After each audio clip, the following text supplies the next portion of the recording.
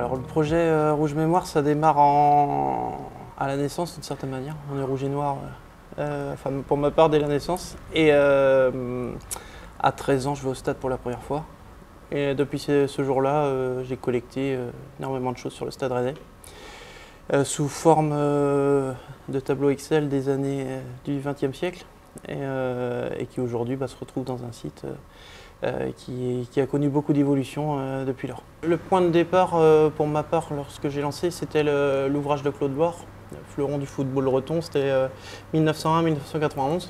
Donc du coup il s'est arrêté en 91. La période d'après je l'avais puisque je la compilais depuis des années, mais pour remonter l'avant c'était un bon point de départ. Après avec Mathieu on a tout revérifié, etc. avec toutes les coupures de presse qu'il pouvait retrouver. Donc ce qu'on a produit, c'est le nôtre. On n'a pas copié sans corriger si on voyait des choses qui différaient dans ce qu'on pouvait retrouver. Mais en tout cas, c'était une super base et c'était un exemple au départ de pouvoir faire de manière contemporaine ce que Claude Loire avait fait de manière avec d'autres moyens à une époque où il n'y avait pas internet, où il fallait se déplacer, envoyer des courriers pour avoir des infos. Nous, on n'avait pas cette pénalité-là aujourd'hui pour avoir des infos. Grâce au web, ça va beaucoup plus vite. La méthode de l'archive, en fait, au départ, elle était assez simple. Elle était basée sur le même principe que celle de Fabrice. Moi, j'ai assisté à mon premier match en décembre 87 et j'ai commencé à découper des articles de journaux, à tout garder pendant cette période-là. Et moi, j'ai rejoint l'équipe et l'aventure Rouge Mémoire en 2014 avec un intérêt particulier pour l'histoire du club, en ne sachant pas où je mettais les pieds, clairement. Je pensais remonter et m'investir 1 an, 2 ans, ça fait maintenant 10 ans que j'y suis. Et la méthodologie suivie, elle est finalement assez simple. Elle a été basée sur ce que j'avais en ressources. Et puis de fil en aiguille, on a eu la chance de rencontrer un certain nombre de personnes qui avaient gardé aussi des archives de leur côté, qui avaient fait le même boulot que moi, gamin, mais à des périodes différentes. Donc ça nous a permis de remonter jusqu'aux années 70, 60, 50. Et puis de fil en aiguille, les archives se sont amenuisées. Et c'est là où le travail d'ampleur a commencé à prendre tout son sens et tout son intérêt, puisqu'il a fallu aller piocher dans les archives en ligne, notamment sur la BNF, la Bibliothèque nationale de France, qui a un site en ligne, et en épluchant tous les journaux, jour par jour, journée par journée, pour reconstituer la fabuleuse histoire du Stade Rennais. Donc c'est comme ça qu'on s'y est pris et c'est comme ça qu'on est arrivé à pouvoir conclure cet épisode qui couvre 2024 depuis 1932. C'est surtout une passion, c'est une passion dévorante forcément, c'est une passion quotidienne. Tous les jours on y est, que ce soit Fabrice, moi-même, mais d'autres personnes aussi qui contribuent au site et qui contribuent à l'évolution permanente, parce qu'il y a beaucoup de monde, qui fait en sorte que l'activité et ce qu'on met en ligne continue d'évoluer. Le travail n'est jamais fini, ne sera jamais fini. Mais c'est avant tout une passion, c'est pas un travail en fait. Si on le considérait comme un travail, à un moment on n'aurait pas fait tout ça. On n'aurait jamais fait tout ça, effectivement. Voilà. C'est la passion qui nous a guidés à chaque fois, de remonter les époques tout le temps. Le plus fier, c'est d'être parti sans aucune prétention, de vouloir mettre à la disposition du plus grand nombre Parce que Rouge Mémoire, c'était surtout toutes les feuilles de match sont reconstituées fidèlement. Donc il y a 3591 matchs aujourd'hui en ligne. Et ça, c'est une fierté d'avoir pu recompiler tout ça parce que il y a 13 ans, j'étais loin d'imaginer qu'on puisse en arriver là. Et une autre grande fierté, c'est d'avoir participé à ce lieu, la Galerie des Légendes, lorsque le club nous a sollicité pour y mettre un peu nos données au service de ce lieu-là qui maintenant est culte. Moi, je dirais au niveau fierté, c'est de donner du sens à tout l'investissement qu'on met autour de cette passion. On est sollicité par le club, mais on est aussi sollicité par des médias. Et je dirais ce qui apporte peut-être le plus de fierté, c'est que lorsqu'on est sollicité par des des joueurs, mais plus que ça, des familles d'anciens joueurs, ou de très anciens joueurs plus particulièrement, qui ont joué en avant-guerre ou juste en après-guerre et qui viennent rechercher auprès de nous, qui s'adressent à nous pour rechercher des archives de leurs parents ou de leurs grands-parents. J'ai un exemple récent, c'est la petite fille d'un ancien joueur du Stade Rennais qui s'appelait Joseph Ebner, qui a lancé une bouteille à la mer il y a déjà quelques mois, qui s'est adressé à nous par le biais des réseaux sociaux. Donc c'est un joueur qui était d'origine hongroise, qui est venu jouer au Stade Rennais à la fin des années 30 et qui, elle, n'avait pas de photo de son grand-père joueur. Et on a réussi à lui envoyer quelques photos. On parle d'une petite dizaine, donc comparativement aujourd'hui, c'est rien. Mais quelques dizaines de photos originales de son grand-père, joueur du Stade Rennais. Et ça, alors moi, j'en suis fier, à titre personnel. Mais elle aussi était surprise et extrêmement reconnaissante de découvrir finalement un petit peu l'histoire de son grand-père et indirectement de sa famille, parce que c'était un joueur hongrois. Alors, pour ma part, on est passionné dès le début à la télé et tout ça, mais c'est la première fois au stade. Pour moi, ça se situe le 27 octobre 1995 à Rennes-Nice. Victoire sur un but de Pierre-Yves André. C'est mon grand frère qui m'amène pour la première fois au stade.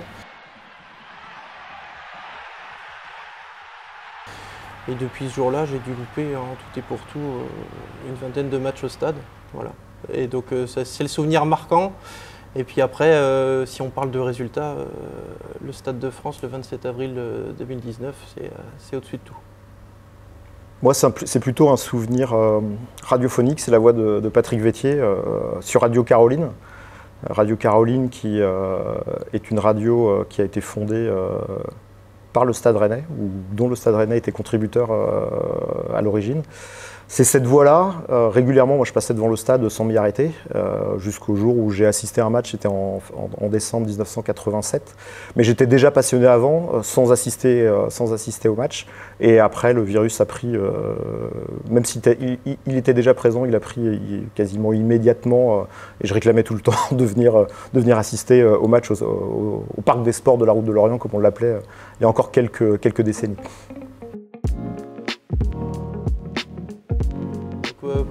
C'est le 11 de mon vécu. Petr Cech dans les buts.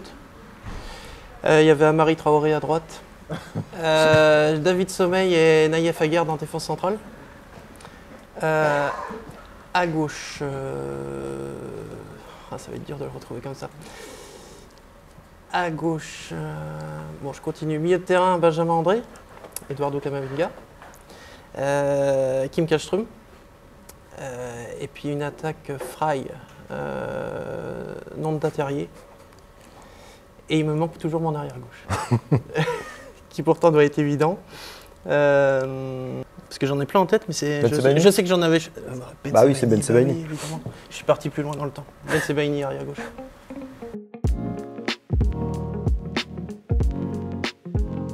Je vais vous proposer des tifos. Il va falloir trouver le match, le score et le buteur rennais. Avec le tifo, c'est dur. Est-ce que vous êtes prêts? On va essayer. On va commencer avec le tifo Pinot. Alors ça, c'est Rennes-Marseille 2-0. 2-0 et c'est en fin de saison 2021-2022. Vous avez les buteurs? Les buteurs, Lovro-Maillard 2 fois? C'est pas celui-là. Je suis bon sur tout le reste. Vous êtes prêts jusqu'à présent? Lovro et Bourigeaud. Exactement. Deuxième tifo, on va partir sur le tifo Lucky Luke. Ça, c'est un Rennes-Nantes. Rennes-Nantes, ça doit être un 0-0.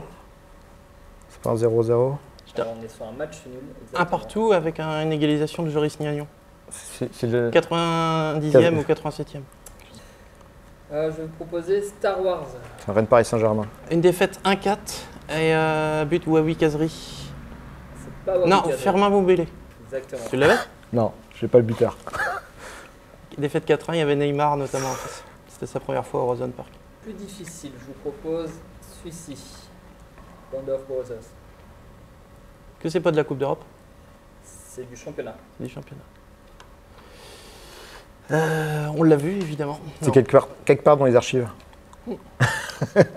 Je ne l'ai pas celle-ci. Je vais vous donner un indice, on est sur un club de l'Est. C'est Strasbourg? Non. C'est le Metz? C'est Metz, Rennes-Metz. La saison et je vous donne le score. Je n'ai pas noté la saison. Et le dernier, celui-ci, 1901, Ferté régional. Ah, on l'a vu aussi. Hein. Oui, on l'a vu. Hein.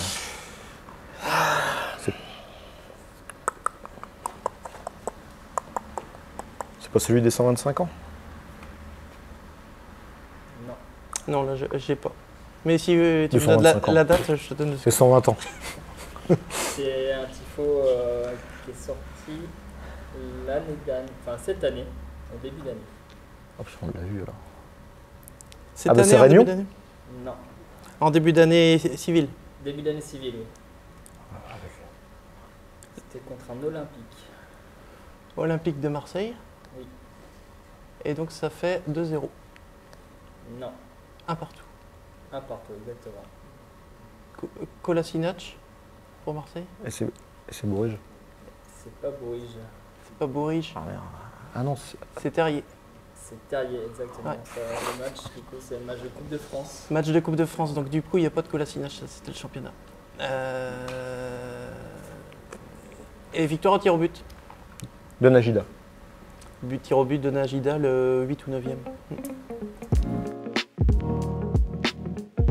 Maintenant, je vais vous proposer de deviner l'identité de 5 entraîneurs rennais à travers leur parcours. Alors, le premier, il a fait Saint-Brieuc, Rennes, Abbeville, Pierre Garcia. Pierre Garcia, exactement. On reconnaît les époques indexées. Le second a commencé à Rennes, Lyon, Glasgow, PSG, Paul Le Guen. Paul Le Guen, exactement. On enchaîne. Troisième, il a commencé avec la Côte d'Ivoire. El Jash, Rennes, Nottingham. Sabri Lamouchi. C'est Match Fabrice nul. qui a été plus rapide. Oh non, non, non, non, non. J'ai été non. plus rapide. Je l'ai pensé avant toi, j'ai senti. Allez, Bastia, Gamba, Osaka. Frédéric Antoinette. Tu l'as dit plus vite que moi. Très bien. Donc Nice, Rennes, Alors, vous avez- Saint-Étienne. Tu as oublié Bastia, Ah, il revient aussi. Saint-Étienne, Nice, Rennes. Rennes, Lille, Metz, Strasbourg. De partout. Le dernier, j'ai commencé à Cannes. Guy Lacombe. Il y en avait plusieurs de Cannes, j'attendais la suite. Bon, tant pis. On va faire la même chose, mais on va devoir deviner des joueurs passés par Rennes. Le premier a commencé à Toulouse. Rennes. Toulouse. Dominique Arribagé. Ça a été soufflé. Oh, Atlético Coléa. Gazélec Ajaccio. Le Mans. Ismaël Pangoura. Exactement. Et Rennes ensuite. Le Mans, non, il y a une autre étape avant Rennes. Dynamo Kiev. Dynamo Kiev, ouais, tout à fait. Dynamo Kiev, Rennes. Et ensuite, il est parti. Notamment par Nantes. Notamment. Il est passé par là, exactement. Donc 2-0. On va se reprendre Mathieu. Allez, Lorient. Marseille. Jérémy Morel. Lyon. Jérémy Morel. Jérémy Morel. Ah, t'es allé vite là. Bien joué. Je sais qu'il faut démarrer au premier club. Ouais. On va remonter un peu dans le temps. AS Brestoise. C'est pour toi ça. Rennes. Pinmar. Brest. Qui est-ce qui a joué là? Rennes. Fougères.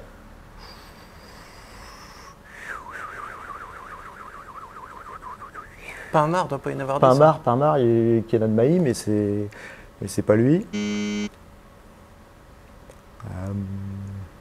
Moi je l'ai pas personnellement. Quand vous allez le dire, je vais dire ah oui, mais Qui est-ce qui est passé par la SB? Euh, Robert Quat. On sèche. Ouais. Je sèche. Ah, je l'ai pas. Louis Kerberio. Oh purée. Tu l'as vu en plus? Bah oui, en plus je l'ai vu. Ouais, t'as pas d'excuses. Ouais, en plus je l'ai vu. Mais je savais pas qu'il avait joué à Fougères. J'avais oublié qu'il avait joué à Fougères. Ça va être terminé à Fougères. Ouais. Donc toujours 2-1. Dernier joueur à découvrir. Commencer à Cholet. Patrick Rampillon. T'aurais pu laisser le deuxième. Cholet, Reims, Saint-Étienne et Rennes. Exactement. Bravo. Deux Bravo partout. Mathieu. Ah, purée, on est pas mal, on est pas mal. Je suis plus ancien en fait. Ouais, bah, C'est plus contemporain. Voilà. Troisième séquence, alors là c'est des questions un peu pêle-mêle. Ça peut être un chiffre, ça De peut être tout. une identité, des clubs. Je suis le seul joueur à avoir porté le numéro 99. Bertou Yildirim. 1-0. J'ai pas été assez vite. Je l'avais, hein, je l'avais. Deuxième question. Quel est le point commun entre Grosicki, Unou et Moussasso? Ils marquent plus quand. C'est les meilleurs buteurs quand ils entrent en jeu avec 10 buts chacun. Il est injouable. Il est injouable là-dessus. 10 buts chacun après être entré en jeu. Et donc c'est record toute époque confondue. Combien de joueurs issus du centre de formation Bruno Genesio a-t-il lancé? On a une fourchette d'erreur? Vous pouvez enchaîner. Je dirais 14. 9-10. Alors, le plus près c'est Mathieu. J'irais 13. C'est 12 ou 13 du coup. C'est 13. Alors, on enchaîne. J'ai pris un carton rouge en Champions League. D'Albert. D'Albert, j'allais dire d'Aubert, mais d'Albert. Enrique d'Albert. Injustifié d'ailleurs. Mais bon, c'est un autre débat. 2 jaunes d'ailleurs. C'était où? C'était à Chelsea, Chelsea. Stamford Bridge. sans public. Quel match a dirigé Philippe Wiesel? À Lyon, une défaite 1-0. C'était entre le départ de Il est Julien Stéphan injouable. et l'arrivée de Bruno Genesio lors des festivités des 120 ans, autour de cette période-là. Toujours dans la période actuelle, on est en saison 2021-2022. Combien de buts le Stade Rennais a marqué, toutes compétitions confondues? Bon, ça c'est pour toi. 82 en championnat. TCC. Au-delà de 100. Total exact 113. Alors, moi j'ai noté 101. Ah bah, c'est pas le bon chiffre. C'est une autre saison de 113. J'ai un 113 en tête. C'était au-delà de 100 en tout cas. Oui, donc tu avais raison, 82 buts en Ligue 1, Mm. 17 en Conference League et 2 en Coupe de France. C'est ça. Est-ce que vous seriez capable de me citer le meilleur buteur de cette saison? Martin Terrier. 21 buts en Ligue 1 et peut-être un en Coupe de France qui ferait 22. Non, on est à 21 buts. Il marque pas d'autres. Ouais. Le joueur de champ le plus grand de votre base de Steven Edzonzi. Oui. Ou le plus petit? Plus petit, c'est Gianni Sourisso. Ça devait être 1m64, quelque chose comme ça. 63. 63. C'est pas un 63? Alors, c'est C'est pas lui? pas les deux que j'ai notés, non. C'est Ah pas ouais, ou lui. c'est peut-être sur une période plus récente, il y a Zana Ali qui était tout petit. Daniel Allais était à 1,64. Voilà. Et Mais ça n'est pas lui. on a fait plus petit que ça? Il y en a deux qui sont plus petits. Ouais. Il y a un Cavill, Daniel Cavill. C'est pas ça. Il y a longtemps? Il y a fort longtemps? Tout petit, non, j'aurais pas. J'aurais pas, il y a fort longtemps. Alors, j'avais Lucien Laurent et Osvaldo Mincy. Oula, ah oui. 1m62. On se rappelle plus. Ah non. Non. Ceux-là, on les a saisis qu'une fois. Faut qu'on s'en rappeler. Lorsqu'on a créé l'affiche, depuis, on n'y a pas retouché. Question Romain Danzé. Combien de buts Romain Danzé a 10. inscrit contre son camp? Ah, contre son camp? Contre son camp. 2 ou 3. Je dirais 3. C'est 3, exactement. Moi je me rappelle pas de ses buts contre son camp. Pour moi il a Non, moi, marqué que c'est pour ça que j'ai pour le donné les club. buts dans le bon sens. Il y en a 10. Et parmi les buts qu'il a inscrits, est-ce qu'il y en a un qui est. Celui contre Toulouse. Bah, celui contre Toulouse a une histoire parce que Rouge Mémoire, quand on a créé les premières lignes, enfin que j'ai fait les premières lignes de code, c'était au lendemain de son but contre Toulouse, but du 3-1. Et certainement son plus beau but en rouge et noir. Allez, on enchaîne avec une question. Troisième tour Intertoto. On joue contre Simferopol. victoire 1-0 au match aller. 19 au tir au but. Ouais, Rod Fanny qui marque en temps additionnel. Le match retour, Simferopol gagne 1-0. Ah. Donc Ouais. on joue les tirs au but. Qui sont les deux Rennais qui ont manqué leur penalty? Bira Dembélé. Rod Fanny. Qui c'est qui rate? Douchez met le sien. Il y a Jérôme Leroy, non? Jérôme a marqué son tir au but. Il marque 2 fois puisqu'il fait le deuxième tour, je crois. Qui c'est qui a pu rater? Et chez Gillet? Il le met? On est sur un attaquant et un milieu de terrain. Daniel Morera? Un attaquant et un milieu de terrain. Moussasso. Olivier Thomer. Olivier Thomer, une bonne réponse. Le deuxième, Qui, Et l'autre c'était un milieu de terrain? milieu de terrain. Milieu de terrain, Fabien Lemoine? Bonne réponse. Bien joué.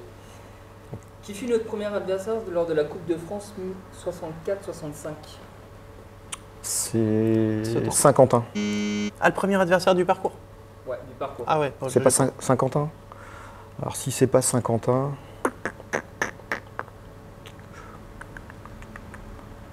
Non, qui est-ce aucune que idée. c'est? Équipe de région parisienne. Qui est-ce qu'on a joué? Malakoff? Qui est-ce qu'on a joué? Agnières? Juvisy? Non, je visite ça après. Qu'est-ce que c'est? On sèche? Ouais. Sèche. On était le Red Star. Une victoire 2-0 avec des buts de Claude Debal et Giovanni Pellegrini. Dubel. Dubel. Dubel. Et je crois que c'est un match à Brest en plus. Non, je l'avais Toujours plus. en Coupe de France, combien de buts André Guy a-t-il marqué lors de la campagne de Coupe de France 1971? Celui de la finale, ça c'est sûr. Plus 2 contre Marseille, plus Je dirais 8. quelques-uns contre Monaco, Huit. il doit en mettre 2. Je dirais 5. 6. 5 ou 6. 6, exactement. Contre quelle équipe Alexander Fry a-t-il fait ses débuts avec le Stade Rennais? C'était Strasbourg. Bordeaux. Bordeaux. Bon. Non, contre Liban de Saint-Seurin. Non, c'était Croix de Savoie. C'était pas un match de coupe comme ça. C'est dans ses premiers matchs, mais c'est pas le bon. Il est rentré, il a joué 23 minutes, il a remplacé Grégory Bourillon à la 71e minute. Ce jour-là, le Stade Rennais s'incline 1-0. Sochaux. Je me rappelle pas de ça. Je me rappelle pas de celui-ci. Avec tous les indices, ça revient. Combien de coachs Johan Gourcuff a-t-il eu lors de son passage au Stade Rennais? C'est 2 passages. Les deux matchs. Les 2 passages. Laszlo Boleni. Alors, Lionel, Christian Gourcuff. Sabri Lamouchi. Il y en a d'autres? Il y en a 5. il y en a d'autres. Roland Courbis. Philippe Montagnier. Il en manque un? Il y avait une vitesse. Non, mais il y avait une vitesse. Il en manque 2. Pierre Drey aussi. Alors, c'est sur la deuxième période du coup. Alors c'est sur la première période. Ah, sur la première période? Il a eu que. Il bouge. Il a eu que Laszlo Boleni. Non, c'est 2003-2004. Bah, c'est Laszlo Boleni. Ouais. Ou alors c'est des coachs où il était présent, mais n'a pas joué.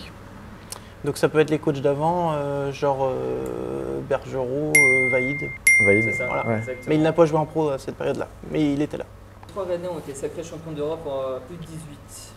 Qui a accompagné Gaël Danic et Steven Pelé avec l'équipe de France? Jean-Félix Dorothée. C'est trop fort. Jean-Félix Dorothée, 2 matchs à mettre à son compteur. Le premier contre Monaco, victoire 2-1. Et le second à Nantes, c'était une défaite 3-0. Contre quelle équipe actuelle du championnat le Stade Rennais a fait le moins de matchs nuls? Le moins de matchs nuls. Nantes. Non. Le moins, ça veut dire qu'on les a pas joués souvent. Qui c'est qu'on n'a pas joué souvent?